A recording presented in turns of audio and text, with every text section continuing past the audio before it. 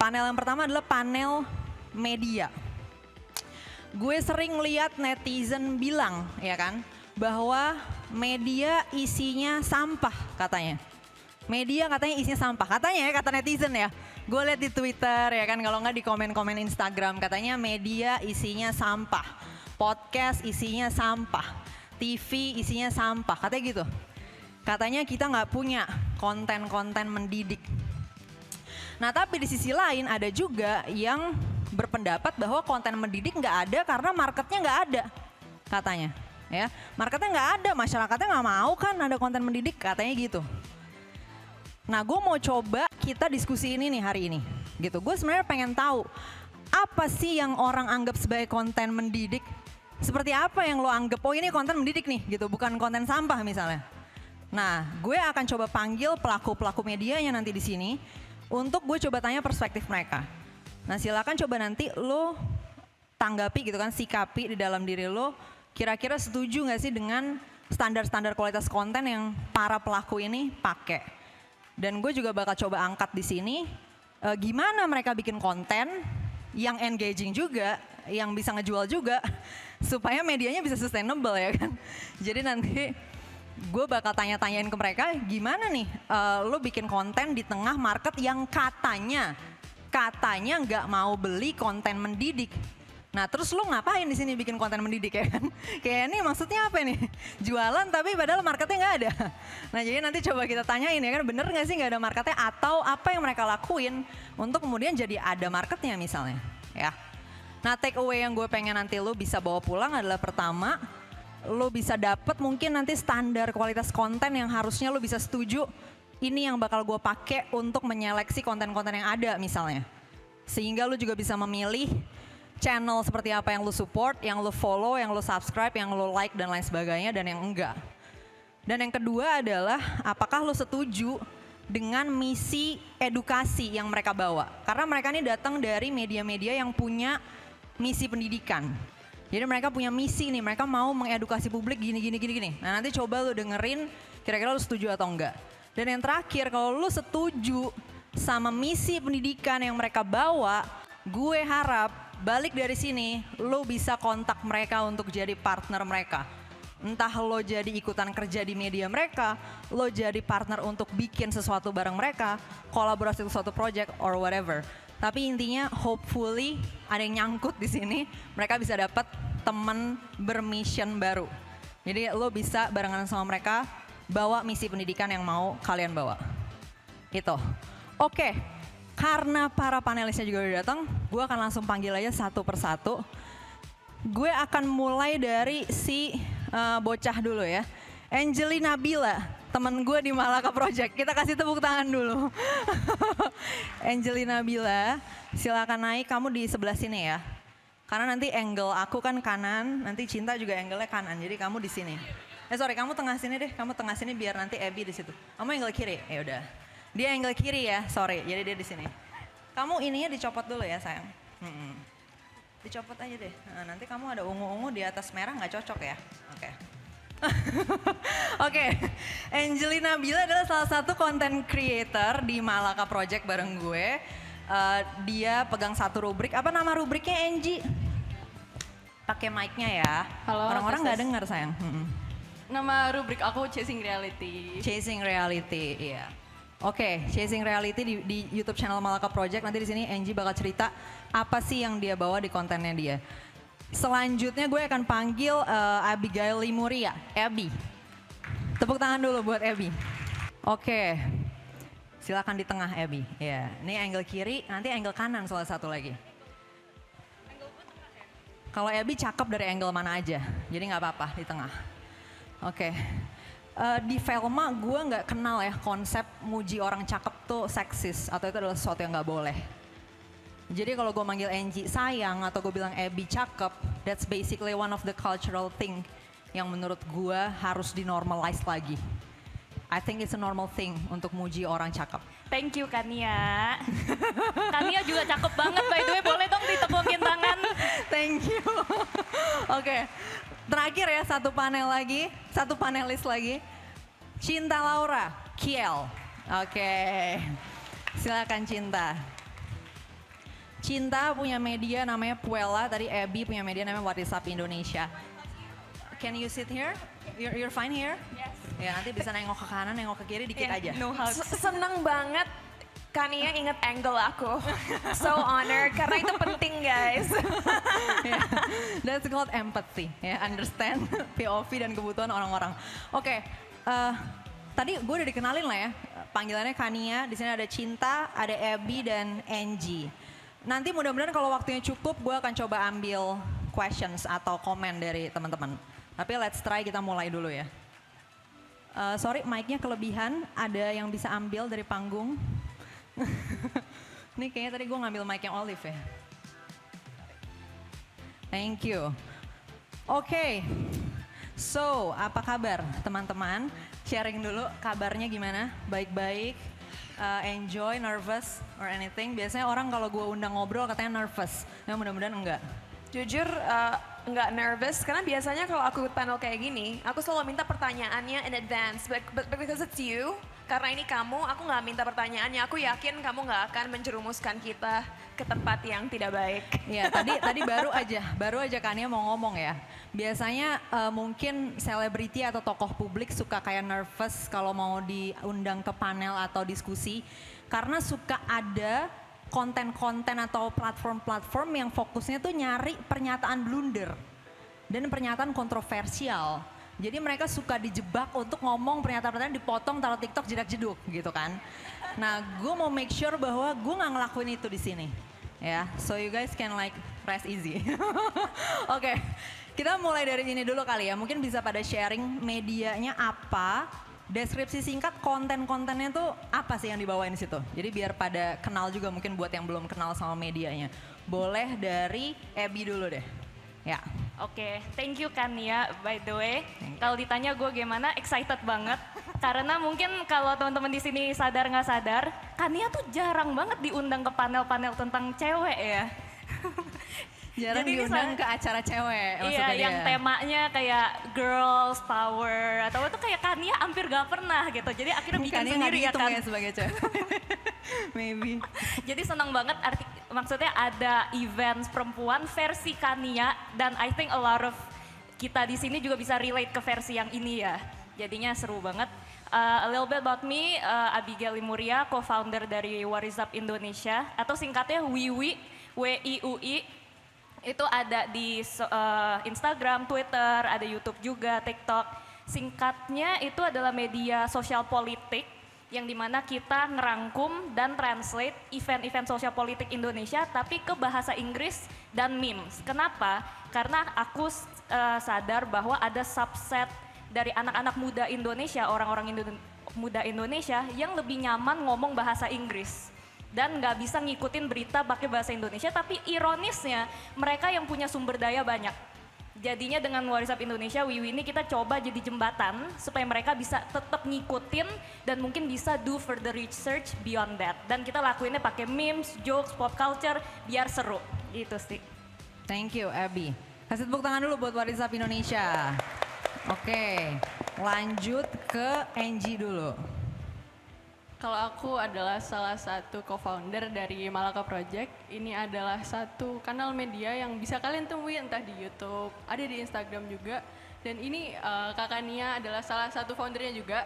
Ini adalah salah satu kanal media di mana kita ini bebas berekspresi mengenai hal-hal atau isu-isu yang kita ini passionate about gitu. Jadi kalau misal aku membicarakan tentang hal-hal yang mungkin relevan di kalangan aku sebagai Gen Z, oh my god, so cringe, I'm so sorry. Jadi kayak yang lain-lain mungkin ada juga yang ngomongin tentang sejarah, ore, juga ada juga yang passionate about mathematics, sebuah subjek yang banyak orang ini takut, fobia gitu karena boring, ini cuma buat orang pintar dan sebagainya. Dan kita di sini memiliki kesamaan tujuan yakni untuk sharing apa yang kita punya, sharing apa yang kita hobi, kita senang gitu kepada orang-orang yang menjadi audiens kita gitu. Itu aja, Angie. Iya. Oke, ada apa namanya target audiensnya mungkin? Itu kira-kira buat anak-anak muda doang atau buat Gen Z doang? Kamu kan Gen Z kan katanya. Kalau target audiens sih, kalau misalkan kita memiliki tujuan untuk mengedukasi orang banyak, jadi sebanyak mungkin orang sehingga supaya mereka bisa engage dengan konten kami gitu. Kalau misalkan Oke. cuma Gen Z doang, takutnya nanti banyak yang tidak mengerti dong gitu. Karena Gen Z kan only makes up for a bit of the population aja kan. Oh iya, dan Gen Z katanya ada Gen Z Lingo yang gue sendiri di Discordnya What Is Up Indonesia, gue sering banget gue nggak ngerti mereka ngomong apa. Gue sampai mikir apa gue nggak ngerti bahasa Inggris ya, karena kan itu bahasa Inggris semua kan. Tapi ternyata si Abby ngasih tahu gue enggak kan, itu memang Gen Z Lingo kata dia. Jadi gue memang nggak ngerti tuh bahasanya ya. Bener juga katanya, jadi kalau pakai bahasa Gen Z kayak banyak yang nggak ngerti. Lanjut, Cinta. Kalau aku mendirikan Puella, dan Puella itu sebuah digital platform di mana kita membuka diskursus tentang isu-isu yang dianggap tabu atau stigma di negara kita. Mungkin buat kita yang tinggal di kota besar, kita udah sering banget ngomongin mental health lah, ngomongin kesetaraan gender lah, ngomongin kekerasan seksual, ngomongin kebebasan berekspresi. Tapi kita nggak hanya bisa memikirkan orang-orang yang tinggal di kota besar kayak Jakarta. Indonesia itu besar banget, luas sekali. Dan sayangnya memang sistem pendidikan kita fondasinya belum terlalu kuat secara menyeluruh. Dan oleh karena itu aku percaya bahwa lewat media kita bisa mengisi gap tersebut. Kalau Puella itu kita target marketnya adalah bisa dibilang late teens atau akhir-akhir remaja, let's say 16 sampai 30-35 lah. Dan memang bisa dibilang lebih ke arah perempuan, tapi aku berharap bahwa laki-laki pun akan suka nonton Puella karena yaitu kita berharap dengan konten yang kita miliki, kita tidak membuat orang merasa mereka dihakimi atau dipaksa untuk percaya dengan values-values yang kita terapkan, tapi lebih agar mereka bisa mengerti sebuah situasi, sebuah issue, dan dengan begitu membantu diri mereka sendiri dalam lingkungan mereka, di mana mungkin lingkungan mereka, keluarga mereka, budaya mereka tidak mensupport cara berpikir mereka atau arah hidup yang ingin mereka ambil, begitu. Oke, jadi ngebahas isu-isu yang mungkin masih tabu dan sensitif kali ya, jarang dibicarakan sama masyarakat Indonesia. Bisa dicek Puella itu ada YouTube-nya ya, Cinta? Ada Puella ID dan Puella ID. Kania, Abby, semua udah pernah main. mampir. Kayaknya Angie Tinggal yang Angie nih belum. Ini next time Angie mampir juga ya. Oke, sekarang kita masuk ke ini ya. Karena kita ngomongin media sebagai sarana mendidik nih ya, membuat educational contents. Nah tapi gue selalu bilang bahwa kata mendidik ini sebenarnya isinya bisa berbagai macam hal gitu ya. Karena tujuan pendidikan bebas, jadi orang-orang bisa bikin tujuan-tujuan pendidikan masing-masing. Bisa aja apa yang dibilang netizen sebagai konten yang sampah atau tidak mendidik tadi, itu juga bisa aja itu sebenarnya konten mendidik gitu. Maksudnya sih yang bikin konten ini memang punya misi mendidik, nah kebetulan misinya aja netizennya nggak ngerti atau nggak setuju gitu. Nah jadi sekarang kita bakal masuk ke apa misi edukasi yang dibawa sama media-media ini atau konten-konten yang mereka bikin. Nah kita dari Cinta dulu boleh deh. Apa misinya? Puella nih ya sebagai educational media pengen mengedukasi apa nih? Atau kayak ya tujuan edukasinya nih kayak gimana? Pengen Oke. masyarakat jadi lebih gimana atau lebih paham apa gitu? Oke, that's a huge question. Aku akan berusaha se-concise mungkin walaupun sulit. Jadi mungkin konteks sebentar aja. Puella itu didirikan waktu masa pandemi. Dan kenapa masa pandemi? Karena nggak bisa dipungkiri bahwa masa pandemi banyak sekali adik-adik di luar sana, adik-adik Indonesia di luar sana sebenarnya tidak bersekolah dengan baik, bahkan tidak bersekolah sama sekali. Dan kenapa aku bisa membuat statement sebold itu? Karena bahkan sekolah binaan Yayasan Keluarga Aku, Sukarseno Peduli, di mana sekolah-sekolah kita ada di kaki Gunung Salak, di Jawa Barat, di Bogor, itu kan hanya 1,5 jam dari Jakarta. Tapi 1,5 jam dari Jakarta pun masih banyak orang-orang yang tidak memiliki akses yang tentu untuk mendapatkan internet yang baik atau bahkan ya handphone mereka sendiri, smartphone mereka sendiri itu versi yang pixelnya buruk sekali sampai melihat materi pelajaran juga sulit. Jadi kalau mereka nggak punya bimbingan dari orang tua mereka, tidak bisa bersekolah dengan baik, dan maaf, apa yang mereka tonton cenderung mungkin tidak membantu membangun cara berpikir mereka, apa yang akan terjadi kepada masa depan negara ini. Nah oleh itu Puella ini dibangun karena cara aku atau visi aku untuk mengedukasi adik-adik di luar sana adalah dengan menyajikan informasi yang aku rasa objektif dan juga dapat membantu mereka, tapi tanpa memaksakan point of view ku atau timku. Karena penting sekali yang kita harus pikirkan adalah banyak orang-orang di Indonesia di luar sana, masyarakat kita masih tinggal dalam lingkungan di mana mereka sangat terpengaruh oleh ya budaya dari mana mereka berasal, bahkan mungkin kepercayaan mereka, dan itu sah-sah aja. Itu sah-sah aja. Oleh karena itu cara pengajaran kita pun kita berusaha tidak mengancam perspektif dunia mereka. Karena saat kita merasa terancam, cenderung kita akan melawan apa yang kita pelajari. Iya nggak sih? Ada contoh nggak sih Cinta di mana kayak ini kayaknya bisa mengancam deh kalau kita ngomong kayak gini, mungkin masyarakat bakal ngerasa ini mengancam budaya saya atau mengancam tradisi masyarakat sini gitu. Ada nggak contoh yang sebenarnya harusnya itu bisa disampaikan, bisa diedukasikan atau ditransfer, tapi karena mungkin budaya-budaya masyarakat setempat tuh jadi belum bisa. Tentang apa? Mungkin nggak spesifik banget ya, tapi aku punya contoh yang agak kontroversial, jadi mungkin jangan pakai yang itu. Tapi ini deh, misalnya kesetaraan gender ya. udah disensor dulu. Oke. Mungkin Boleh, kesetaraan gender ya. Mungkin ada dalam beberapa budaya di mana mereka udah bilang pokoknya laki-laki gini, perempuan kayak gini. Ya. Tapi yang mereka tidak mengerti kadang definisi kesetaraan gender aja mereka tidak diberikan definisi yang sebenarnya. Oleh karena itu banyak orang berpikir bahwa saat perempuan berjuang untuk kesetaraan gender, yang mereka pikirkan adalah perempuan ingin di atas laki-laki atau perempuan ingin lebih hebat daripada laki-laki. Padahal enggak. Kita sangat menyadari bahwa misalnya dari segi biologis, dari segi fisik, tentu ada perbedaan yang sangat besar antara laki-laki dan perempuan. Tapi kalau kita ngomongin hak dari segi hukum, dari segi hak manusia, memang seharusnya setara karena kemampuan berpikir, kemampuan mengambil aksi, menurut aku antara laki-laki dan perempuan itu tidak ada bedanya. Kita dua-duanya adalah makhluk yang memiliki kapasitas kognitif untuk bisa berpikir dan mengambil keputusan.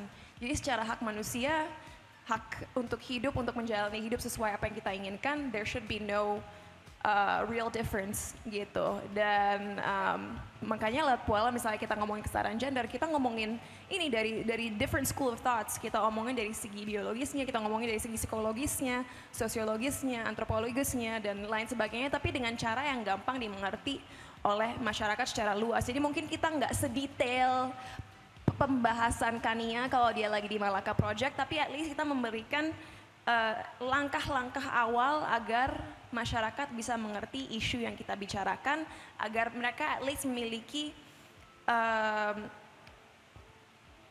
good basic understanding akan hal yang berusaha kita ajarkan gitu. At least they have somewhere to start. Dan kalau mereka tertarik, mereka bisa cari tahu lagi gitu. Oke, thank you Cinta. Kita coba ke Angie dulu sekarang. Konten Chasing Reality nih Ji. Ini misinya apa nih kira-kira? Seperti namanya ya, Chasing Reality. Niatnya tuh kita berusaha untuk memberikan satu versi tentang realitas yang mana jarang kesentuh oleh orang-orang gitu. Mau kasih contoh nggak? Mungkin ini deh, satu kisah dulu. Aku pernah baca tentang kisah 8 orang buta dengan satu elephant, gajah. 8 orang buta ini baru dengar kalau misalkan ada gajah yang mau datang ke kota mereka. Mereka nggak pernah tahu bentuk gajah itu seperti apa. Nah di sini gajah ini secara metafora itu artinya adalah realita. Karena 8 orang buta ini nggak tahu bentukan gajah itu seperti apa dan mereka ingin tahu bentuknya seperti apa, mereka sentuh bagian-bagian berbeda dari gajah itu. Satu orang megang bagian gadingnya. Dia mikir, oh berarti gajah ini keras ya, bentuknya kayak pedang, kayak tombak gitu. Satu orang megang bagian ekornya, bilang, enggak ah, gajah mah bentuknya kayak ular gitu. Sebenarnya aku bertanya-tanya, orang buta bisa tahu ular bentuknya gimana dari mana gitu kan, canda. Nah terus satu orang juga megang bagian samping gajahnya, dia mikir, enggak bentuknya kayak tembok ini tuh luas gitu. Nah, apakah orang buta 1, orang buta 2, orang buta 3, dan orang buta yang lain ini salah? Kan tentu enggak ya, karena mereka memiliki definisi tentang reality yang berbeda antara satu sama lain. Nah, terkadang realitas sosial di antara kita semua itu memiliki versi yang berbeda-beda gitu. Kayak misal, kalau misalkan aku tanya tentang definisi kemiskinan menurut kalian tuh apa sih? menurut sociologist, menurut economist, menurut orang miskin, menurut mahasiswa itu bisa jadi artinya berbeda kan. Nah itu adalah realita yang nggak bisa dibilang sepenuhnya salah, tapi juga memiliki versi kebenarannya masing-masing. Jadi ketika tadi Kak Cinta bilang tentang basic understanding of reality dan lain sebagainya itu, sebenarnya itu adalah satu hal yang pengen aku tunjukin di segmen aku di Malaka Project. Jadi tentang realitas seperti apa sih di mataku, I'm sorry again, menurut Gen Z gitu. Kayak misalnya ada yang bilang nih, salah satu konten aku adalah tentang underprivileged Gen Z ya. Orang-orang kan banyak yang mikir nih, apaan sih, Gen Z mah nggak bisa beli rumah karena mereka kebanyakan beli kopi gitu. Aku nggak beli Mereka kopi kebanyakan juga beli kopi kayaknya. mahal. Iya, masalahnya aku nggak beli kopi juga nggak kebeli rumah gitu Kak. Masalahnya kan ya nggak realistis gitu loh. Gitu. Gimana tentang Gen Z di daerah pedalaman, daerah pinggiran? Ya kali daerah pedalaman nggak ada Gen Z gitu kan, pasti ada.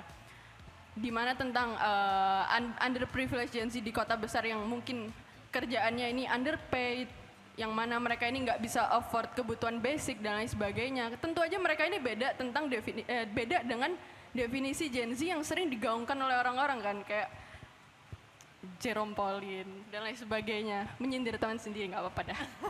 Kayak nggak mungkin kan Nggak semua Gen Z orang itu ya, Jerome nggak gitu semua maksudnya Gen ya? Z itu Oke. kayak Jerome yang bisa kuliah di luar negeri. Nggak semua Gen Z itu kayak selebgram yang bisa sekali endorsean dapat duit puluhan juta, nggak seperti itu gitu. Oke, thank you Angie. Jadi mission statement Angie adalah menawarkan perspektif ya terhadap suatu realitas yang mungkin orang jarang cover atau mungkin dari sudut pandangnya Gen Z tadi katanya ya. How come you didn't give Puella a mission statement? Oh iya, kenapa? Kok Puella nggak dikasih mission lupa. statement? Enggak, tadi nanya, oh ini dirangkum ya mission statementnya, boleh. Rangkum juga dong, Puella. kan. Oke, dirangkum juga. Iya, tadi belum kepikiran ya, barusan aja kepikirannya. Oke, yang Puella, correct me if I'm wrong, kalau nggak salah ya, mission statementnya adalah memberikan edukasi tentang isu-isu sosial, terutama mungkin sosial budaya, yang masih tabu atau sensitif untuk dibicarakan masyarakat, tapi sebetulnya perlu diimprove, gitu ya. Nah, perlu diimprove. Dan harapannya adalah bisa disampaikan dengan cara yang tidak mengancam, yang nyaman, yang masyarakat bisa berkembang bersama dengan kontennya itu. Jadi nggak ujuk-ujuk disuruh loncat ya gitu. Dari satu titik budaya ke budaya yang lain secara ujuk-ujuk gitu, nggak kayak gitu. Gitu ya, Cinta? Yes. Oke. Sekalian ngetes karena kita mungkin bakal kerja bareng. That's for Itu another udah panel. dibocorin aja ya That's meetingnya. for another udah, panel. udah ada di sini. Oke, lanjut ke Abby sekarang dengan Wiwi. Silakan Bi. Iya. Jadi kalau Wiwi itu tadi udah aku mention dikit ya bahwa kita mulainya target audience sama mission itu sangat-sangat niche spesifik, yaitu kita ngelihat ada yang miss nih, yang keironisan yang dimana banyak orang-orang muda Indonesia yang latar belakangnya biasanya privilege, mungkin kayak Cinta gitu ya, yang and then sekolahnya tumbuh besar lebih nyaman konsumsi bahasa Inggris gitu. Bukan salah mereka, tapi it's just the reality. Mereka orang Indonesia, tapi Indonesia cuman paspor. Mereka nggak ngerti kultur, nggak ngerti politik, bahasanya pun kurang bagus gitu. Nah, tapi sayangnya yang tadi aku udah mention dikit, although nggak semua, tapi kebanyakan dari mereka yang akhirnya seperti ini itu karena edukasinya bagus. Mereka bisa kuliah di luar negeri. Mereka tumbuh besar di keluarga yang lumayan berada, jadinya di sini pun sekolahnya di JIS, SPH, dan sebagainya gitu kan. Ya, mereka yang punya sumber daya, yang sebenarnya punya uang, waktu untuk volunteer, yang punya koneksi, mungkin bapaknya itu yang bikin regulasi A, mungkin omnya itu pemilik perusahaan yang nentuin gaji, yang jadi isu-isu. Tapi justru mereka-mereka ini yang bisa masuk ke ruangan-ruangan, meja-meja, kenalan-kenalan yang baik, itu mereka yang paling nggak ngeh apa-apa tentang sosial politik Indonesia. Karena nggak bisa bahasa Indonesia tadi. Karena nggak bisa ngikutin perkembangannya. Tapi yang lebih ironisnya lagi, kebanyakan dari mereka peduli sama isu-isu sosial politik Amerika. Begitu Black Lives Matter, begitu isu-isu misalnya Roe v. Wade, apa segala tuh pasti bersuara, ngomong, pakai platformnya. Tapi giliran RUU PKS, giliran RKUHP mereka, hah apa ya gitu, nggak tahu. Nah itu sangat-sangat ironis. Nah itu jadinya misinya Wiwi untuk capture anak-anak ini, orang-orang ini, dan kita kasih tahu isu-isu sosial politik dengan mudah, dengan bahasa mereka, bahasa Inggris, dan dengan fun supaya non-intimidative juga, supaya mereka bisa pelan-pelan belajar. Dan kita coba bikin environmentnya juga se-friendly mungkin. Jadi kalau misalnya teman-teman ngelihat di comment sectionnya Wiwi, itu tuh suka banyak yang nanya pertanyaan yang mungkin untuk teman-teman tuh kayak buset begini aja masih ditanya gitu. Waktu itu ada yang sampai nanya, emangnya kita tuh milih DPR gimana gitu, ada yang nanya gitu. Atau emang wakil presiden kita tuh siapa sih? Ada yang sampai gitu, soalnya emang separah itu kadang knowledge-nya. Tapi itu kita bikin healthy, safe space untuk mereka explore. Dan karena mereka ngerasa diterima, mereka pun mau belajar dan akhirnya mereka bisa nyalurin kalau mau volunteer, mau nyumbang itu tepat sasaran. Atau mau bikin aktivitas sosial itu bisa tepat sasaran ke yang emang diperluin dengan informasi yang akurat. Tapi tentu itu kan original ya. As we semakin berkembang ada perkembangan misi juga ya, yang dimana ternyata audience yang kita tangkep tuh nggak cuman mereka, tapi ada orang-orang yang ternyata juga suka dengan informasi yang berkualitas.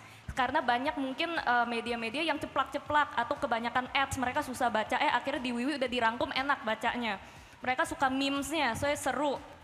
Terus abis itu ada juga yang sekalian belajar bahasa Inggris. Nah itu semua kita rangkul juga, kita kayak terima-terima di Wiwi. Pokoknya intinya sekarang selain untuk apa ya, ngobatin ignoran itu, yang aku lihat juga selain ignoran ada sinisisme yang sangat-sangat apa ya, meracuni banyak orang-orang muda Indonesia gitu, yang saking sinisnya mereka udah nggak punya kapasitas untuk berharap atau berpikir secara akurat lagi karena semuanya negatif. Nah di Wiwi aku percaya bahwa obat dari sinisisme yang susah itu tuh informasi berkualitas dan kreativitas. Yang dimana kita salah satu goalnya yang pertama itu untuk bikin mereka tertarik dulu. Karena kalau kita mau bikin konten sebagus apapun, kalau orang nggak tertarik, nggak ada yang nonton, nggak ada yang baca. Jadi untuk kita nggak ada form of packaging yang terlalu hina bisa dibilang.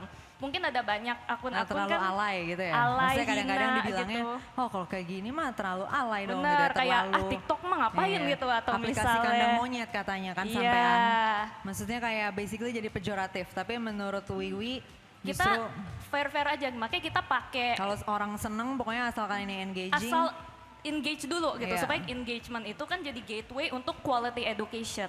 Jadi kita pakai stand Twitter, fanfiction, memes, yang pokoknya yang hampir seaneh-aneh itu kadang untuk kita bikin mereka tertarik dulu. Jadi lebih ke sana sih mungkin ya Wiwinya. Gimana Sebenarnya tuh kan? kalau dikasih label mungkin kayak ini platform education for the privileged and the powerful ya. Karena ini orang-orang yang sampai too privileged and too powerful to the point dia nggak bisa bahasa Indonesia gitu. Jadi dia nggak bisa bahasa Indonesia walaupun dia hidup di Indonesia. Nah kalau misalnya kita kayak, kalau saya kayak rakyat jelata ya, naik angkot kalau nggak bisa ngomong kiri nanti gimana, nggak turun-turun ya. Nah jadi pasti harus belajar bahasa Indonesia ya kan.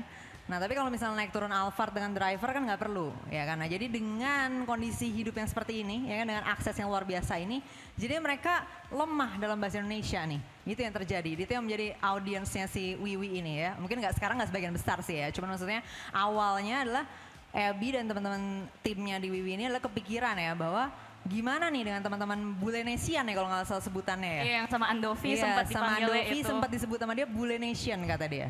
Bulenation adalah anak-anak Indonesians ya kan yang tidak bisa bahasa Indonesia. Jujur, gue dulu nggak ngeh ada orang itu ya. Jadi gue juga dalam privilege gue sendiri, maksudnya dalam bubble gue sendiri sebagai rakyat jelata gitu kan, yang tumbuh di sekolah negeri gitu kan. Jadi baru ngeh juga, oh ya juga ya. Mungkin anak-anak yang di sekolah internasional tuh ada yang nggak bisa bahasa Indonesia dan nggak tahu kata DPR, DPD gitu kan, nggak tahu kata pileg gitu, nggak tahu. Jadi kebayang ya, mereka kalau ngeliat TV gitu kan ada judul-judul headline berita pusing kali kepalanya. Iya, benar. Apa nih ya gitu kan, RKUHP, apalagi kita singkat-singkat tuh kan Nih, macam-macam atau ya. kayak Permen PPKS Kemendikbudristek. Nah itu yang kemarin ya. Ada Ada yang bea cukai kemarin apa pingsan tuh ya, dulu panjang ada. juga tuh kan Iya, yang lumayan. kemarin lagi diributin juga. Jadi mereka bahkan kata bea cukai mungkin nggak tahu ya kan. gue pertama kali dengar isu kayak gini tuh dari Abby, dan yang kedua adalah dari Cinta. Cinta actually salah satu orang yang besar di pendidikan internasional, tapi dia sangat menyayangkan kata dia orang-orang yang nggak bisa bahasa Indonesia ini ya Cinta. Jujur, kayaknya waktu zaman aku mau mereka blasteran seperti diri aku atau memang pure orang Indonesia, mereka masih memiliki kapasitas untuk berbahasa Indonesia, at least berbahasa Indonesia yang sehari-hari. Mungkin yang kompleks, yang bahasa berita nggak bisa, tapi yang sehari masih bisa. Yang membuat aku sangat bingung, generasi yang sekarang mungkin umurnya belasan, itu ada yang mungkin 100% orang Indonesia tapi sama sekali tidak bisa berbahasa Indonesia. Kalau itu membuat aku sangat bingung, karena bagaimana kita bisa tinggal di suatu negara tapi completely blind terhadap bahasa yang digunakan di negara tersebut. Aku nggak berekspektasi mereka bisa bahasa baku, of course not. Kalau setiap hari kita di sekolah bahasa Inggris yang formal, akan susah untuk belajar bahasa baku. Tapi buat aku sangat disayangkan karena bahkan aku melihat di kalangan anak-anak ini mulai tumbuh sebuah perasaan kebencian karena mereka merasa bahwa orang-orang di sini tidak mengerti mereka, padahal bukan seperti itu. Mereka yang tidak berusaha mengerti budaya di negara ini sehingga mereka merasa outsider.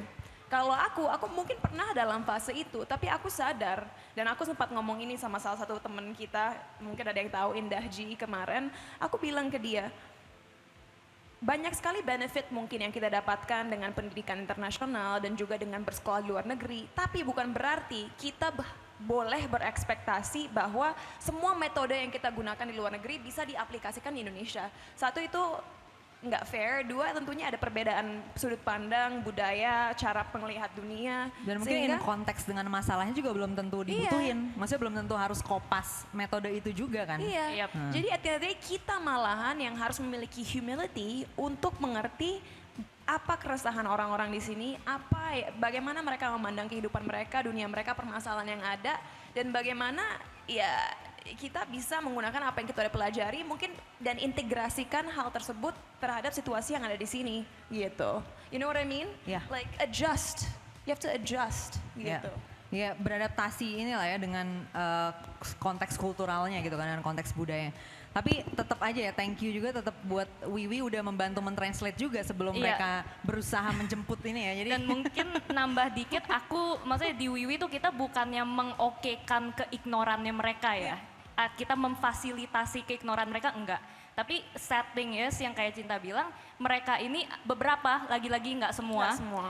Beberapa tuh mereka bisa hidup dengan nyaman tanpa peduli sosial politik. Karena justru karena privilege ya. Jadinya satu-satunya cara untuk kita guide mereka itu melalui konten menarik yang fun. Dan melalui the feeling of acceptance. Soalnya mereka pun juga kalau misalnya ada beberapa anak-anak yang privilege ini nih pengen volunteer, magang di non-profit atau yang di mana gitu. Mereka justru didiskriminasi sama para aktivis. Udah orang kaya diem aja kagak tahu lu ngomong apa ya. Akhirnya mereka kayak, gue pengen kontribusi malah didiskriminasi. Udahlah cari duit aja. Ya jadi gitu kan. Jadi makanya di Wiwi ini kita coba rangkul mereka. Kita waktu itu ada ketemuin sama orang-orang KPK, kita ketemuin sama orang-orang pemerintah, orang-orang partai supaya mereka tuh pun sadar bahwa gue bisa didengerin loh. Biasanya tuh mereka kayak, lu mah ketawa apa, diem aja deh bule gitu kan. Tapi at the end of the day itulah, aku rasa kita membutuhkan satu sama lain. Kalau mungkin WhatsApp Indonesia benar-benar berusaha mempenetrasi demografi yang berada, mungkin kalau Puala itu kita misinya malahan lebih ke bawah, kita ingin merakyat, kita ingin nge-touch orang-orang di luar kota-kota besar. Nah kalau Malaka Project, I can't speak for you guys. Angie gimana? Ini saatnya sih masuk ke Angie ya, coba Udah ya mulai Angie. panas. Iya. Ini Ji, dalam menyampaikan apa yang mau kamu sampaikan dalam konten edukasi kamu, dan maksudnya untuk mencapai missionnya itulah, ada nggak sih strategi konten khusus? Tadi sebenarnya kalau Abby udah cukup share ya, misalnya Puella juga tadi udah sempet share kayak gimana mereka berusaha untuk beradaptasi dengan si audiensnya ini. Nah kalau untuk konten kamu sendiri gimana Ji? Maksudnya ini kan kayak kamu mau nawarin perspektif yang misalnya orang-orang umumnya nggak ngelihatnya kayak gini. Nah ada nggak strategi tertentu yang kamu pakai untuk konten, untuk delivery-nya? Dan mungkin tantangannya juga ya, akhirnya apakah di kolom komen tuh tetap pada nggak nyambung misalnya ya kan, atau apa, terus jadi strategi kamu gimana juga menghadapi itu? Silakan Ji. Jadi mungkin kalau tadi Kak Cinta ini seneng ya Kak Nia ini tidak menanyakan pertanyaan-pertanyaan yang kontroversial. Kalau aku pribadi di Malaka Project, aku berusaha untuk entah bikin punchline yang kontroversial atau gimana, biar bisa dijadiin thumbnail di Kayak salah IG-nya satu Malaka contoh yang Project. paling meledak adalah apa? Angie silakan disebutkan, jangan saya nyebutin nanti di TikTokin lagi.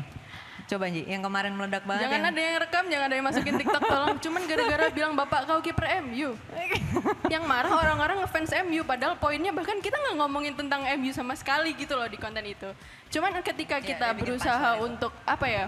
Berusaha untuk masyarakat luas mengerti tentang apa yang kita omongin. Ebi nggak ngerti jokesnya di mana. Ini kita kelihatan nih nggak ngerti. bubble-nya Wiwi. Manchester Nggak ngerti United. jokesnya. Perbedaan target audience. Nah, perbedaan target audience. Tapi itu Kalau meledak mungkin banget IG Reels-nya. IG Reels potongannya omongan Angie yang tadi. bisa di scroll di IG Malaka Project. Iya. Kalau misal Kak Ebi di UBU ini target audiensnya adalah untuk orang-orang kaya dan berprivilege.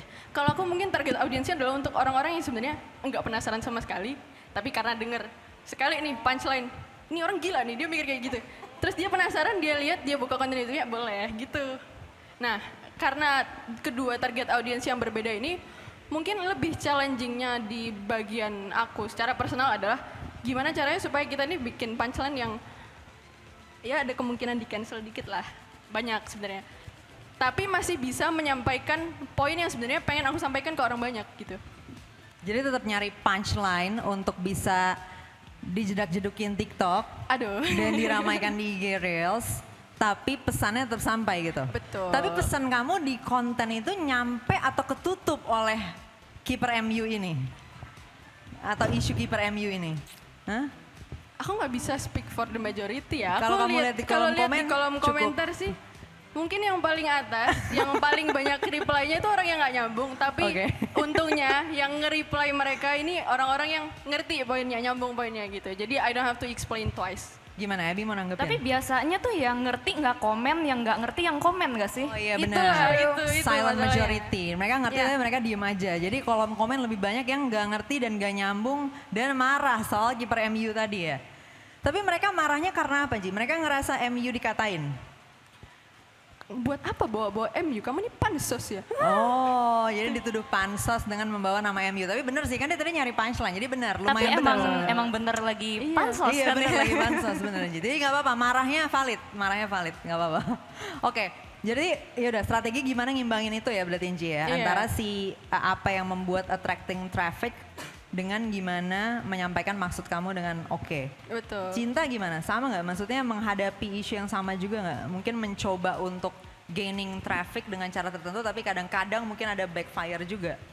Misalnya. Kalau di Puala mungkin iya, memang kadang-kadang kita menggunakan title thumbnail yang sedikit melipir dari topik sesungguhnya untuk nge-attract orang untuk nonton konten kita. Tapi sebenarnya kalau dari segi title dan isi kita stay true to what we want to talk about sih. Dan kebetulan sejauh ini setiap topik yang kita bicarakan cenderung memang cukup relevan karena ya memang aku juga nge-research audiensku kan. Apa sih keresahan remaja dan juga dewasa muda zaman sekarang? Ya keresahan mereka salah satunya bagaimana mereka bisa diterima, bagaimana mereka bisa mengaktualisasi diri mereka, bagaimana mereka bisa mencapai apa yang mereka inginkan. Jadi kita berusaha mencari topik sekeliling, surrounding what people care about and are anxious about gitu. Salah satu tantangannya apa tapi Cinta untuk mencapai misi dari medianya sendiri? Tantangan Terkait terbesar. audiensnya. Tantangan terbesar mungkin kita ingin membicarakan sesuatu dengan cara yang lebih kompleks dan kadang-kadang belum bisa diterima oleh masyarakat kita, tapi kadang-kadang kita harus hanya scratching the surface aja supaya orang tetap engage gitu. Karena kadang-kadang kalau suatu hal, mungkin karena aku belum mengattract, mungkin kayak gini, demografi aku sama WhatsApp Indonesia cukup berbeda. What is up Indonesia, right? Mungkin dari dalam diri aku kadang-kadang ingin bisa membicarakan segala sesuatu ya seperti misalnya di platform Abby. Tapi karena aku sadar misi aku dan aku sadar demografi apa yang ingin aku capai atau gapai, aku harus aware juga mereka agar bisa dibimbing ke arah yang aku inginkan harus di posisi dan level mana dulu penyampaiannya gitu. Bertahap gitu. Jadi kadang ini yang juga menjadi komen-komen kadang-kadang ya di dunia sosial media ini banyak yang suka ngomentarin Fafifu katanya ya. Jadi kalau orang yang ngejelasin sesuatu yang agak kompleks, ini mah terlalu fafifu gitu. Terlalu fafifu, was-was-was gitu katanya ya kan.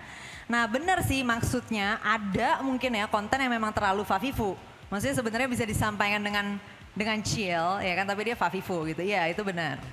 Tapi sebenarnya mungkin banyak juga isu yang emang kompleks to begin with, nggak bisa diapa-apain. Maksudnya emang ya udah emang harus begini nih gitu. Bahasnya mau gimana lagi gitu ya. Maksudnya ini udah nggak bisa di unfafifuin lebih lagi gitu, udah paling sederhananya kayak gini. Kan ya, gitu sorry, ya. maybe aku bisa kasih contoh yang Boleh. agak simple. Boleh, Kayak kasih contoh. di season 4 Bicara Cinta, salah satu acara di Puala, aku mengundang seorang transgender, Ian Hugen, menjadi bintang tamu Bicara Cinta. Dan di situ kita ngomong soal kehidupan seorang transgender. Tapi lagi-lagi kalau kita mau membicarakan isu tersebut seperti di US, agak sulit. Aku harus memulai dengan pertama mendefinisikan perbedaan antara gender dan gender identity, sexual orientation, itu semua harus aku jabarkan dulu. Jadi pada akhirnya saat kita membicarakan topik transgender ini, kita masih mulai dalam definisi perasaan orang tersebut menjadi seorang transgender dan bagaimana dia ingin dimanusiakan. Karena lagi-lagi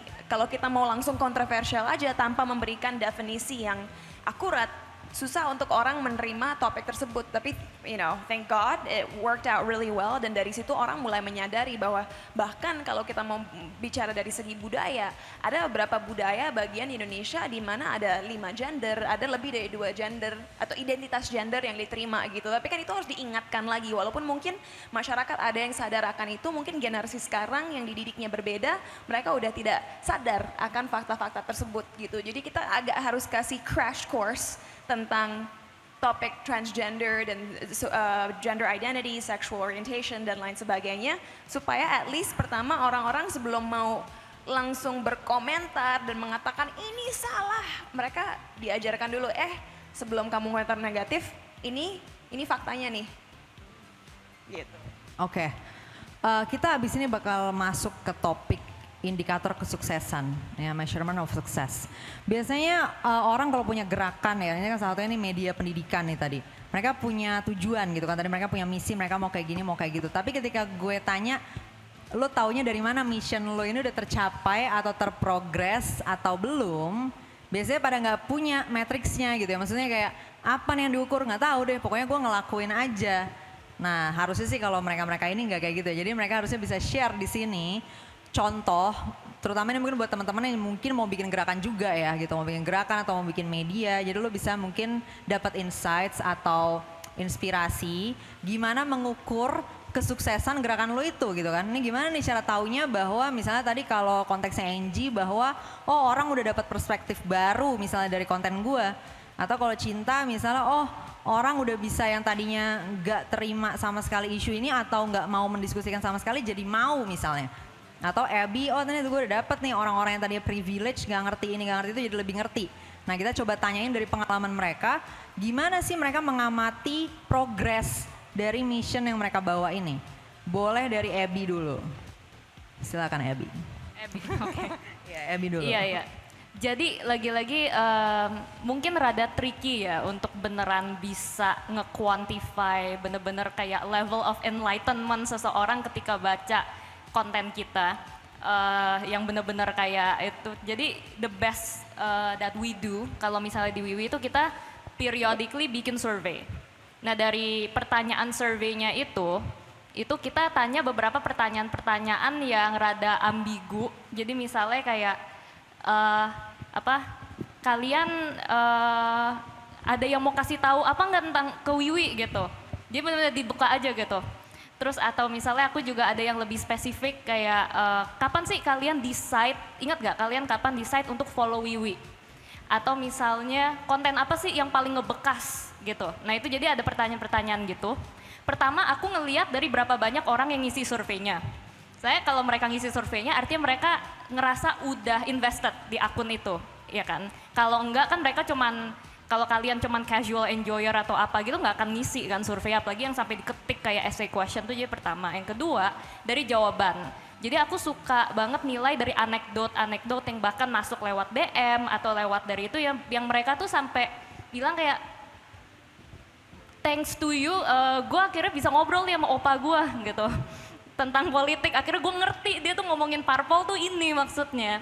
Atau misalnya, gila gue abis balik dari belajar misalnya segini tahun di Amerika, I came back, have no idea what's going on, nggak tahu mau mulai dari mana.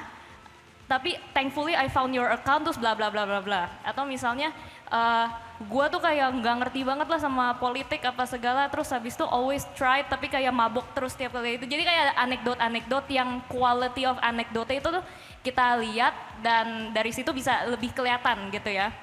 Terus yang kedua untuk aku juga the quality of comment. Jadi menurut aku tuh orang ketika komen, jadi kalau teman-teman di sini mungkin refleksi juga ya. Kita tuh kalau komen di konten sosmed itu tuh emosi apa sih yang keluar? Jadi ada emosi yang dikategorin sebagai high arousal, ada yang low arousal. High arousal itu tuh marah, mungkin yang NG tadi itu yang MU. Kaget, shock, atau misalnya inspired, happy, ngakak gitu ya. Nah itu tuh high arousal. Low itu tuh sedih, geli, depresi. Nah kalau konten kita produce yang high itu orang biasanya komen. Nah jadi kalau misalnya orang komen berarti kita lihat emosi apa nih yang terrefleksikan dari komen-komennya. Dan seberapa akurat komen-komennya ini ke si kontennya. Nah dari situ bisa dinilai juga apakah message-nya terdeliver, apakah dia beneran terasa inspired, jadi lebih nggak apatis gitu kan. Jadi itu bisa dilihat dari situ juga sih kalau di Wiwi. Oke, lanjut ke Angie sekarang. Sebenarnya karena Malaka Project ini kanal medianya lumayan baru ya, jadi nggak bisa segampang itu buat bilang apakah misi kami selama ini udah tercapai atau belum. Tapi selama ini dari yang aku lihat, kayak tadi yang udah aku bilang, ketika aku bikin konten YouTube kemudian ada yang nge-crop terus masukin ke Instagram dan lain sebagainya, itu kan tentu akan menghasilkan dua tipe komentar yang berbeda kayak yang tadi Kak Ewi bilang. Mungkin di Instagram ini kolom komentarnya akan dipenuhi oleh orang-orang marah yang mungkin hanya melihat punchline atau thumbnail 30 detikan, tapi mereka nggak lihat konten YouTube-nya seperti apa. Dia nggak nonton videonya, ya. Nah, herannya ketika aku lihat matrix atau hasil dari komentar segala macam like di YouTube-nya Malaka Project, itu tuh 180 derajat berbeda. Nggak ada yang kayak gitu. Untuk mengukur apakah orang-orang ini beneran engage dengan konten kami dan lain sebagainya, mungkin agak sulit ya. Karena memang target audiensnya kan cukup luas. Dan untuk bisa ngebuat orang tertarik, tercerahkan, dan mungkin bisa menyebarkan paham yang sama, perspektif yang sama di masyarakat yang lebih luas lagi, itu kan nggak segampang itu gitu. Jadi aku mungkin lihatnya bagaimana orang-orang ini merasa nyaman untuk sharing their perspectives on things that I talk about di YouTube channel Malaka Project melalui kolom komentarnya sih gitu. Berarti kamu bakal nge-track di kolom komen itu apakah orang-orang ikutan ngebahas juga gitu isunya yang kamu bawa gitu ya Angie? Karena aku pengen ngebuat isunya ini kolom komentar di YouTube Malaka Project ini sebagai sebuah safe space di mana orang-orang yang selama ini nggak memiliki platform, nggak memiliki tempat untuk cerita, apakah emang benar-benar realitanya seperti itu di kehidupan mereka dalam bidang apapun ya.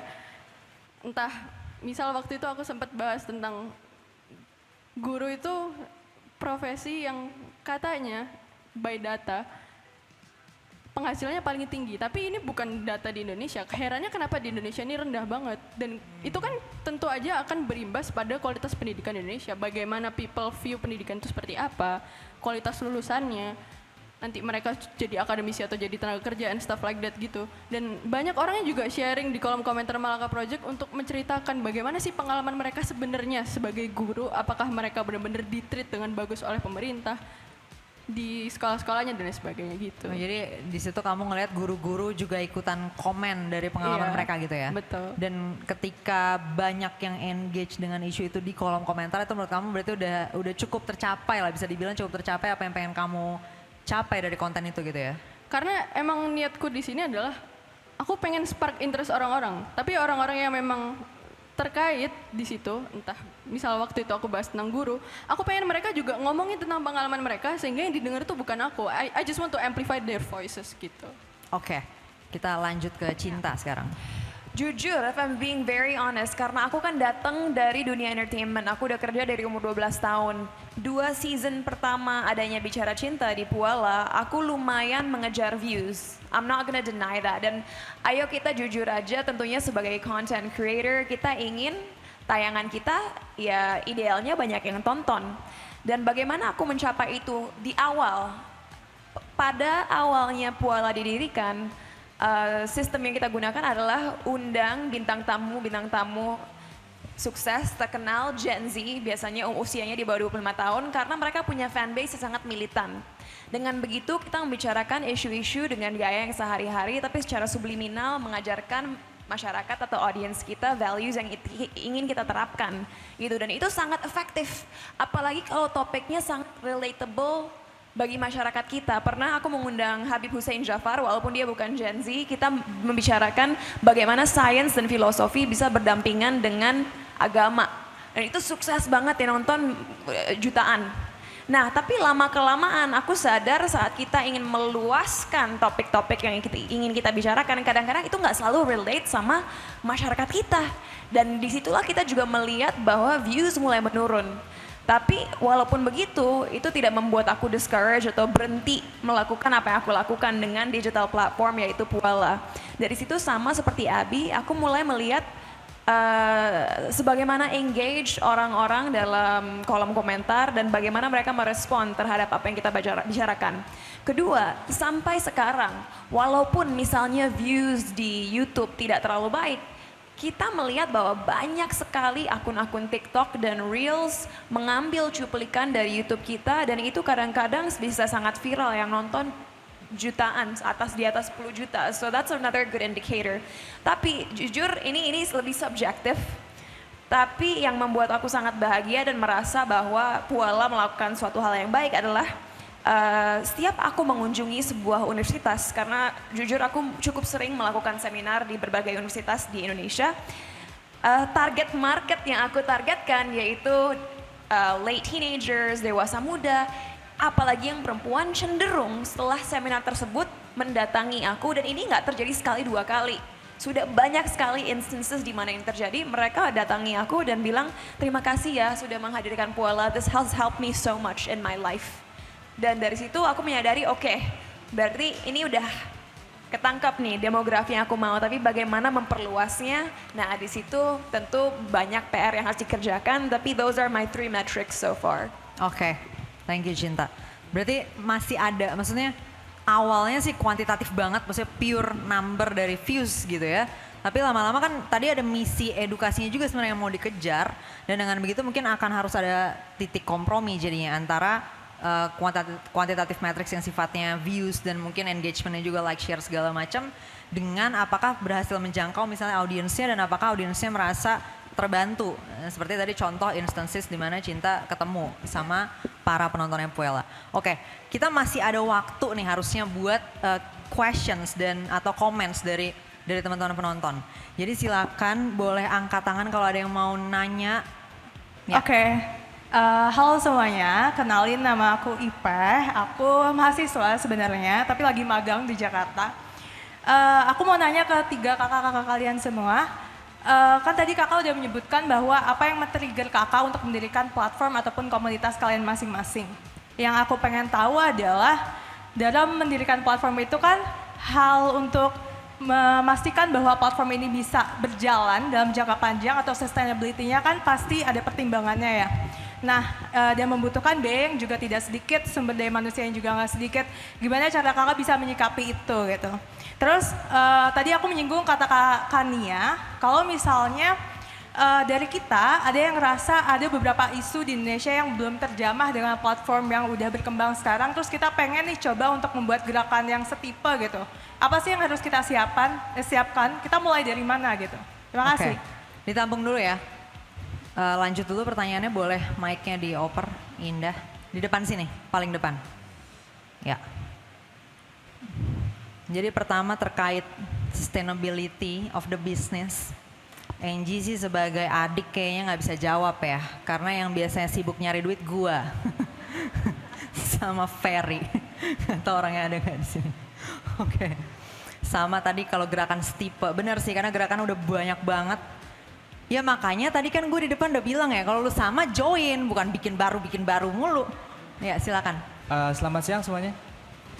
Sebenarnya perkenalkan nama saya Muhammad Raffi Riyadi, saya seorang mahasiswa. Oke mungkin untuk Kak Enji dengan Malaka Project-nya dan juga Kak Ebi dengan bijak memilihnya dan juga Kak Cinta dengan Puelanya. Di sini saya mau bertanya dengan memberikan sedikit contoh ya. Untuk pemilu deh, kita contoh pemilu. Sebenarnya kan buta terburuk itu adalah buta politik. Ya. Jadi gimana sih dengan platform kalian? Kalian itu memastikan bahwa apa yang ingin kalian berikan itu kan sesuatu yang penting. Namun untuk beberapa masyarakat ada kepentingan tersendiri yang lebih mungkin politik nanti aja. Saya masih butuh makan nih. Jadi fokusnya ada di hal yang lain. Jadi gimana dari kalian itu memastikan bahwa mereka tuh mau menerima sesuatu yang krusial, sesuatu yang penting seperti ini gitu. Karena nggak semua orang mau into politik juga kan gitu. Makasih Kak. Thank you. Satu lagi sekalian. Halo semuanya, perkenalkan aku Agnes. Terima kasih untuk kesempatannya bisa bertanya. Mungkin pertanyaan aku ini, sebelumnya selamat Hari Kartini buat kita semua dan untuk para speaker juga. Pertanyaan aku ini lebih ke Kak Cinta karena ini lebih ke, karena tadi Kak Cinta bahas tentang gender dan juga tentang kesetaraan gender gitu ya. Sebelum bertanya, aku mau cerita, beberapa hari yang lalu aku menggunakan media TikTok, aku berbagi pengalaman aku di mana ada HRD yang membuat pertanyaan sangat-sangat melecehkan aku pada saat itu.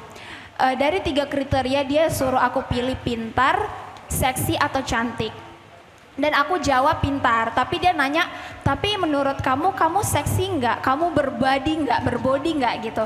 Akhirnya konten itu viral dan diunggah di beberapa akun Instagram yang cukup besar. Mungkin aku mau bertanya sama Kak Cinta, dari Puella sendiri, bagaimana VOV Puella untuk menanggapi kasus-kasus di mana masih banyak orang yang memandang kita perempuan ini sebagai objek seksual. Dan karena banyak juga yang DM aku, mereka merasakan pengalaman yang sama, tapi aku bingung, aku salah jawab gitu. Mungkin aku juga bisa memberikan jawaban yang cukup bijaksana dari VOV Kak Cinta juga sebagai founder dari Puella tadi. Terima kasih. Thank you buat pertanyaan-pertanyaannya. Cinta tadi pertanyaan yang terakhir udah diingat ya, soalnya panjang banget jadi gue belum sempat ingatnya. Tapi kalau gue yang ditanya kayak gue langsung jawab, well gue 3-3-nya sih, cantik, pinter, seksi. Oke, kita mulai dari sustainability of the business in doing educational media. Abby dulu aja yang jawab ini, coba Abby. Mungkin pertanyaannya kayak apa ya, metode-metode untuk revenue stream ini, kira-kira ada inspirasi apa aja nih atau insights apa aja? Mungkin kan Abby dengan Wiwi udah cukup lama juga, mungkin udah punya banyak, udah research macam-macam, bisa dari sini, dari sini, dari sini. Jadi buat teman-teman yang mungkin lagi bangun media bisa dapat insights dari jawabannya Abby. Silakan. Iya. Jadi mungkin ini ada konteks dulu ya, yang dimana Wiwi itu dibangun awal-awalnya bukan sebagai for profit media, tapi ini sebagai passion project. Jadi kayak seru nih pengen bikin dulu gitu. Jadi nggak ada bisnis modelnya atau apa gitu. Nah jadi awal-awalnya kan itu passion project. Terus abis itu ternyata kaget banyak yang suka.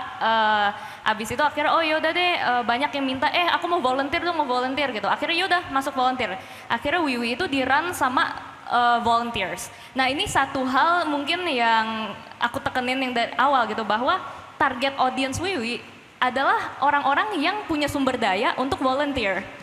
Mereka nggak mikirin harus nyari uang nih, ini mungkin mereka lagi sekolah, masih di support parentsnya, lagi kuliah, masih ada support. Jadi Wiwi bisa run volunteer base, itu pure on passion bisa dibilang, itu partly karena target audience kita precisely that.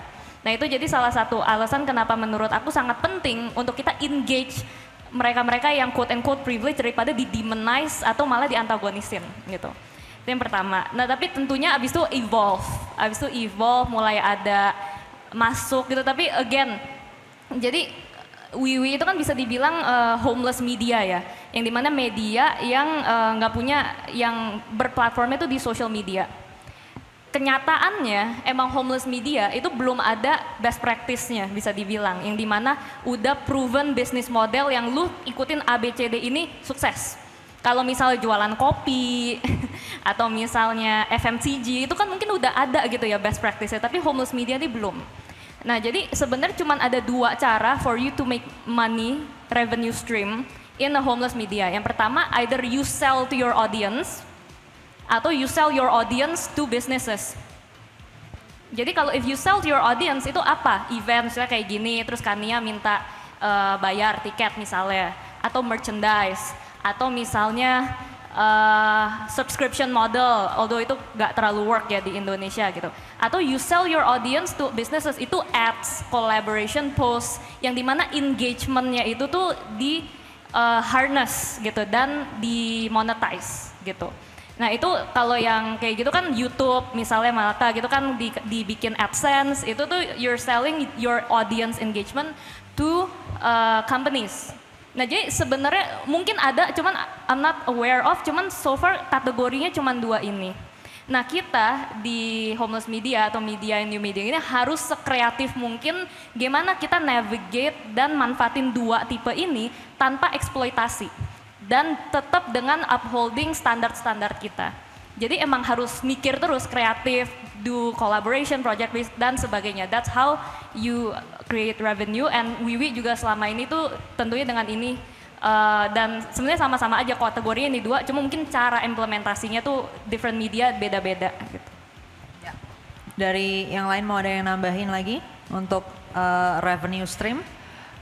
Tentunya saat kita bikin sebuah media platform, kita ingin menghasilkan uang ya. Tapi aku rasa cenderung, apalagi dengan homeless media sama dengan Puella, kita harus memulai tanpa memikirkan ya revenue.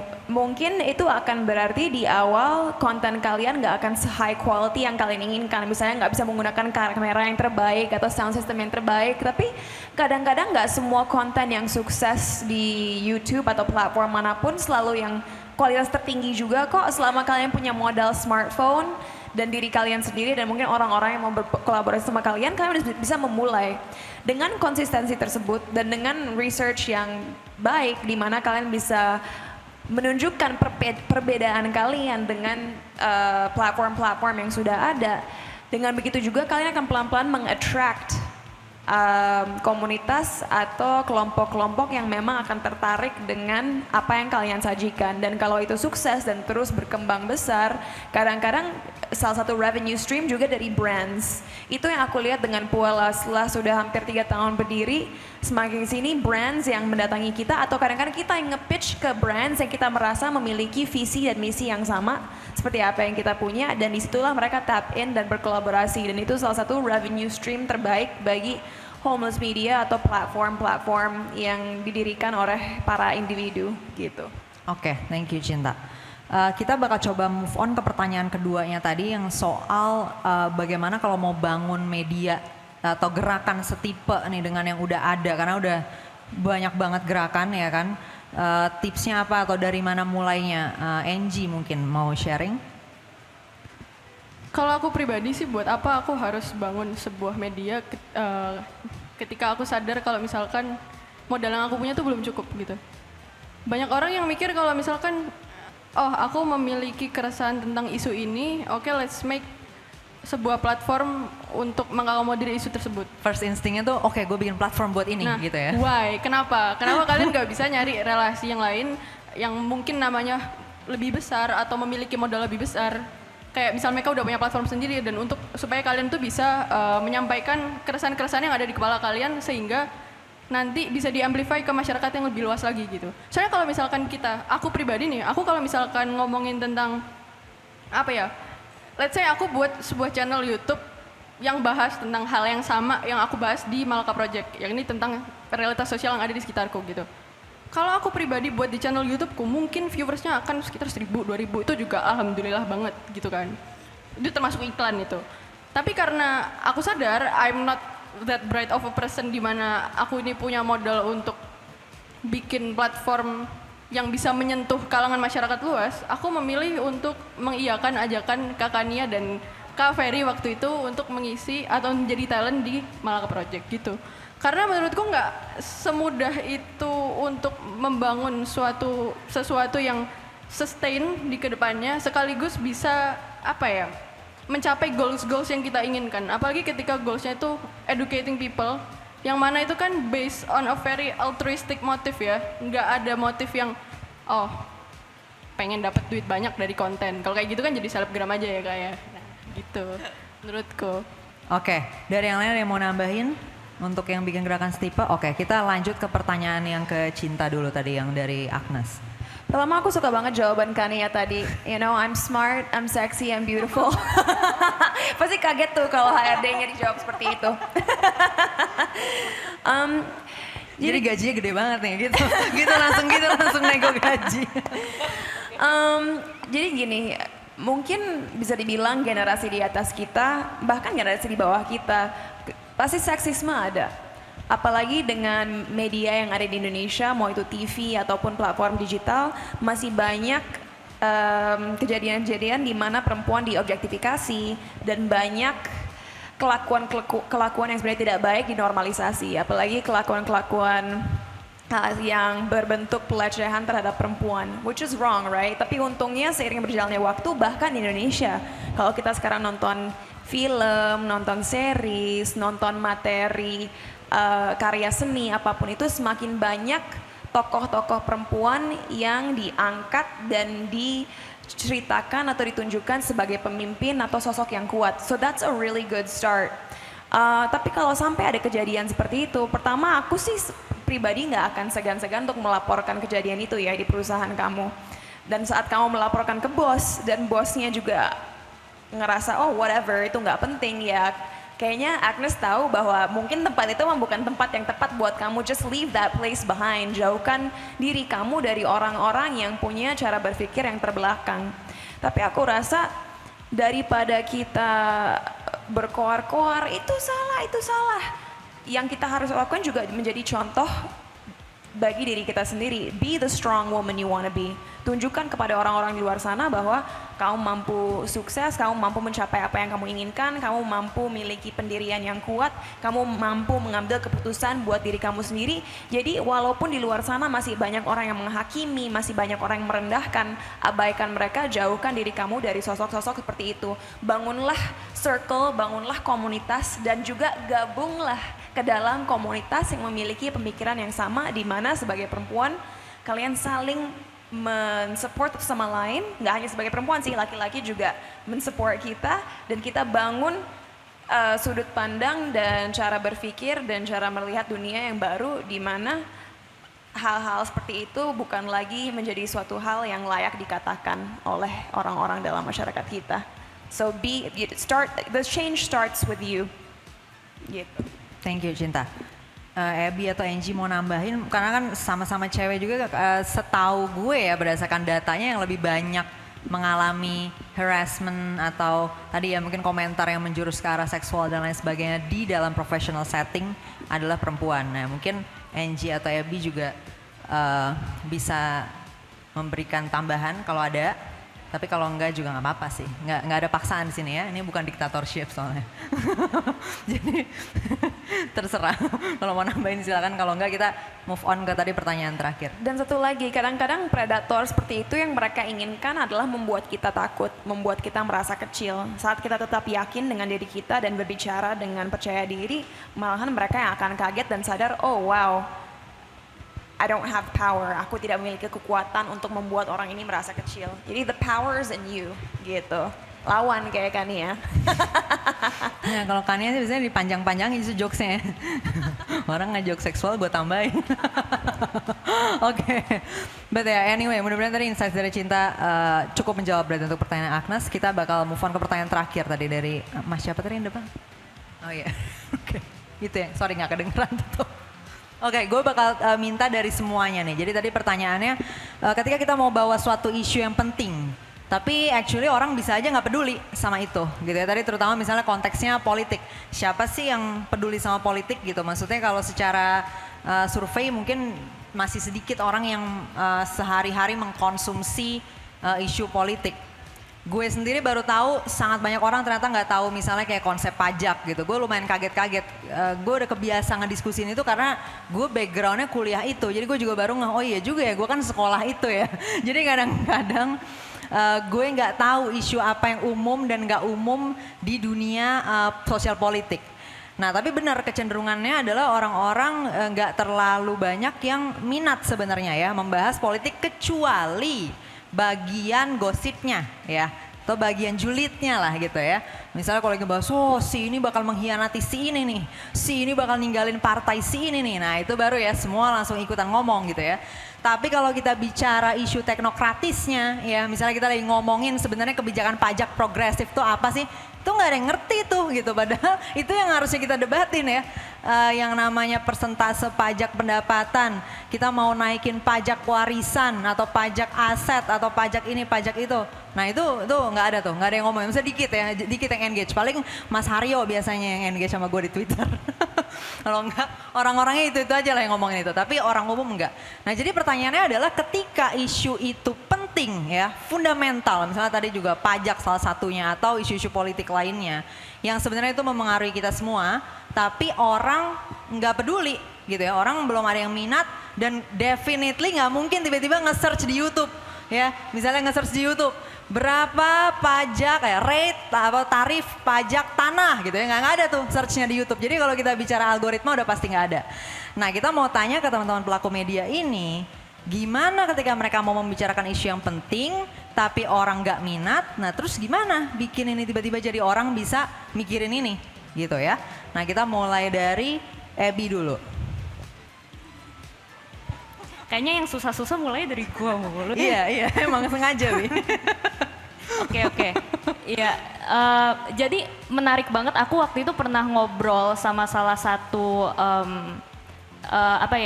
orang dari Australian Ambassador yang ada kedutaan di Australia di Indonesia.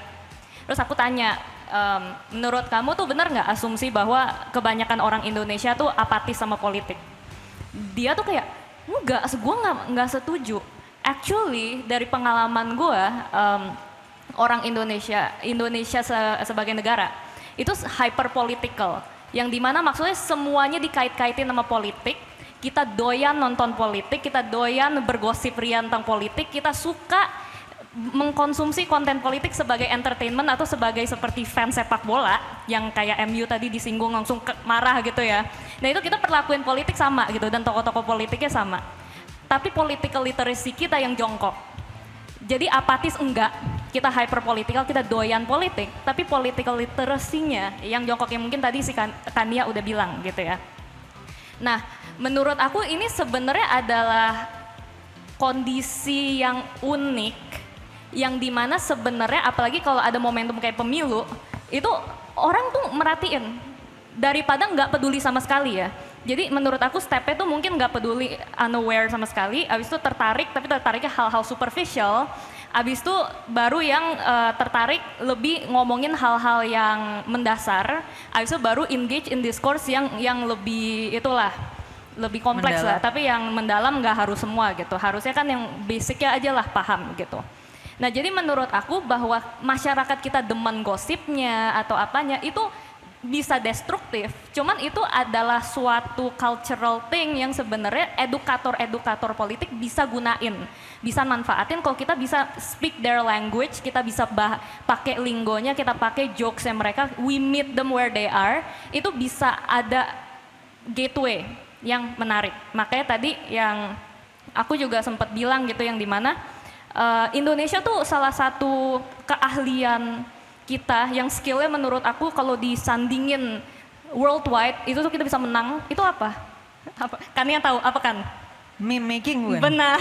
Meme making kita paling jago. Meme making, bikin jokes-jokes Gue bentar lagi receh. ngajar logika pakai itu sih, ngajar logika. Benar. Jadi kalau dikasih template memes hari ini nih ya, langsung besok nangkep. udah semua orang bisa pakai. Udah Benar. semua orang tahu formulanya apa. Itu deduksi loh padahal. Yep. Iya, jadi logikanya sebenarnya jalan tuh kalau buat bikin memes tuh. Benar, jadi aku selalu bilang sebenarnya tuh kita punya talent nih, yang dimana meme lords, terus abis itu kayak stand up comedians, orang-orang yang suka bikin jokes receh yang cepet banget ya mikirnya itu padahal gila banget, genius banget gitu. Nah coba mereka bisa kolaborasi sama teknokrat-teknokrat yang punya quality education ini, tapi mereka nggak bisa translate ke bahasa sehari-hari nih. Gitu. Nah ini kita perlu ada kolaborasi dari dua tipe manusia yang biasanya on the opposite end of the spectrum, dan itu sebenarnya mungkin yang diperluin oleh edukasi politik Indonesia. Itu yang pertama. Yang kedua itu kenapa sih tadi kan dibilang ya orang tuh buta politik tuh alasannya macam-macam. Ada yang karena emang mereka nggak punya waktu, harus mikirin besok makan apa, gue harus prioritasin kerja dulu nih. Nggak ada bisa berpikir kayak diskusi nongkrong gitu ya, ngomongin politik, nggak ada waktu, harus kerja gitu. Ada yang kayak audience What is Up Indonesia terlalu privilege, nggak bisa bahasa Indonesia, akhirnya bodoh amat, ada yang begitu juga. Jadi sebenarnya alasan buta politik itu macam-macam, intervensinya berbeda-beda, dan yang bisa intervensi itu orang yang berbeda-beda juga. Kayak misalnya anak-anak yang terlalu privilege jadi apatik, itu mungkin intervensinya salah satunya bisa dari What is Up Indonesia. Tapi mungkin untuk anak-anak yang daerah itu harus channel yang kayak Puela gitu kan. Untuk orang-orang yang pengen kritis dan suka hal-hal yang kontroversial harus dari Malaka gitu. Benar. Nggak bisa. Malaka spesialisasi kontroversial, Iya. dardor ya. Benar. Indonesia kan bineka tunggal ika, yang dimana kita beragam. Artinya, menurut aku nggak ada one magic bullet solution yang bisa selesain semuanya. Harus intervensi macam-macam dilakukan sama macam-macam orang dengan keahlian beda-beda, tapi bisa sinergi kolaborasi gitu. Dan yang terakhir mungkin aku bisa bilang bahwa kita nggak bisa cuman perbaikin demand. Jadi atau kayak dari sisi kita nggak bisa cuman dari satu sisi. Jadi aku salah satu hal yang aku pelajarin misalnya di Bijak Memilih gitu ya. Kita bisa nih misalnya edukasi masyarakatnya sampai mentok banget, mereka udah kayak kritis, enlighten dan semua gitu. Tapi supply pemimpin yang nggak ada sama semua, ya akhirnya buat apa? Mereka kesel sendiri. Ya elah gue dari riset kayak begini semua gitu kan. Tapi kebalikannya juga sama, supply-nya nih misalnya dikasih kader-kader yang keren, top, kompeten, punya visi misi bagus. Tapi masyarakatnya pengennya artis sinetron, nggak kepilih akhirnya, iya kan? Terus misalnya ada nih supply pemimpin yang bagus, tapi institusi kepartaian misalnya nggak mau kaderisasi mereka, kenapa? Karena nggak ada demand-nya. Itu pun mereka nggak akan keangkat. Atau tiga-tiganya udah benar, medianya ngaco. Regulasi bagus, diberitainnya sensasional, jadi ngaco. Regulasinya jelek, tapi dibagus-bagusin karena ngebuzzer. Akhirnya masyarakat suka, akhirnya kacau juga. Jadi harus 4 sektor ini juga diintervensi berbarengan dan dalam satu sinergi. Jadi emang kita nggak bisa ngelakuin ini sendiri. Emang itu sangat kompleks, sangat sulit. Tapi mau nggak mau harus, karena kita tinggal di sistem demokrasi yang dimana one vote itu di one count gitu. Jadi semuanya harus melek politik mau nggak mau gitu kan. Ya jadi kalau misalnya lo oke secara nilai-nilai dan kompetensi, kayaknya mungkin terjun ke edukasi ini udah banyak, nah mendingan jadi kader politik itu maksudnya ya. Karena kalau nggak nanti percuma nih, udah edukasi terus nggak ada kadernya, gimana siapa yang mau dipilih nih di ballot box. Mungkin nanti si Cinta salah satunya juga kali ya, yang bakal ngader suatu hari nanti. Kalau Kania gimana? Nggak tahu. Cinta dulu. Pertanyaan yang sama kita semua Cinta. bareng satu tim. Oh ini jadi mau bikin partai bareng nih ya ini. Yes, kayaknya kalau soal politik sudah sangat terwakilkan oleh Abby, jadi mungkin aku melipir sedikit lebih general ya. Kalau ditanya, gimana kalau kita ingin menyuarakan suatu isu tapi banyak orang nggak peduli? Kadang-kadang saat kita membangun sebuah platform, kita selalu berpikir gimana caranya semua orang harus dengerin kita, gimana caranya semua orang harus engaged. Padahal itu bukan langkah pertama untuk memiliki sebuah platform yang sukses ataupun untuk membuat banyak orang mau mendengarkan kita. Malahan salah satu strategi bisnis terbaik adalah pertama, tahu siapa demografi yang mempedulikan isu yang ingin kamu suarakan. Cari di mana mereka, usia mereka, biasanya mereka nongkrong di mana. Pokoknya cari tahu audience kalian tuh ada di mana sih? Start with them. Perkuat audience yang mau mendengarkan kalian. Make sure mereka udah jadi creme de la creme dari isu tersebut dan bisa bersama kamu menyuarakan apa yang ingin kamu suarakan, sehingga dengan konsistensi perlahan-lahan isu tersebut menjadi lebih disadari oleh banyak orang dan seiring berjalannya waktu menjadi suatu topik yang relevan sehingga dimengerti oleh lebih banyak orang. Jadi never start by thinking, oh gimana caranya 270 juta orang Indonesia akan peduli dan mendengarkan isu ini. Enggak. Start dengan crowd yang kamu tahu akan mendengarkan, perkuat crowd itu dan sebarkan gitu. Itu pertama. Tapi kedua, soal gimana caranya membuat orang peduli soal isu yang ingin kamu suarakan. Aku pakai contoh yang lumayan simple, misalnya kerusakan iklim. Sama seperti yang Abi bilang tadi. Karena banyak masyarakat kita yang masih kurang mampu, sehingga mereka nggak tahu besok mau makan apa, mau tinggal di mana. Bagaimana kita bisa berekspektasi bahwa mereka akan peduli soal buang sampah sembarangan atau udara yang semakin buruk kualitasnya. Mereka akan memikirkan bagaimana aku bisa makan, memberi makan keluarga aku, dan kita bisa hidup di keesokan hari. Tapi sebenarnya ada teknik, mungkin karena aku berasal dari film, yang aku pelajari adalah saat kita ingin membuat sebuah karya, bagaimana caranya kita bisa menyentuh hati orang yang menonton karya kita atau mengkonsumsi karya kita. Jadi dengan kerusakan lingkungan, jangan mulai dengan teorinya. Apalagi kalau demografi yang kita ingin penetrasi adalah rakyat kecil yang mungkin edukasinya belum sampai situ.